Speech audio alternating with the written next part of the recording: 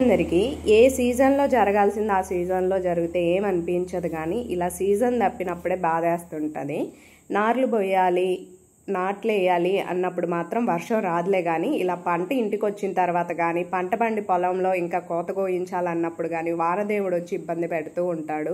అది ఆయన తప్ప లేకపోతే మన ఆత్రమో నాకైతే అస్సలు అర్థం కావట్లేదు. ఇప్పుడు మా పరిస్థితి అంతే. మా ఆయన ఫోన్ చేసి వర్షం పడేలాగా ఉంది, గబక్కనరా పోగేయాలన్నారు. నాకు ఒక పక్కేమో 2 రోజుల నుంచి ముక్కులు గారిపోతున్నాయి, గొంతంతా నొప్పి వస్తుంది. అయినా మరి ఒక్కరిని ఇబ్బంది ఏం పెడతాంలే అనేసి వెళ్ళాను అనమాట. కానీ హాఫ్ అన్ అవరే చేశానండి. అసలు గొంతు ఒకటే మంట వచ్చేసి ముక్కుల్లోంచి కళ్ళలోంచి నీళ్లు కారి పడిపోతున్నాయి. నా వల్ల కాదు, ఏమనుకోవద్దంటే మా వారు చెప్పారు, వర్షం వచ్చేలా ఉంటే మాత్రం పట్టాలు కప్పటానికి రా, అదొక్కటి చేయి చాలు అనేసి.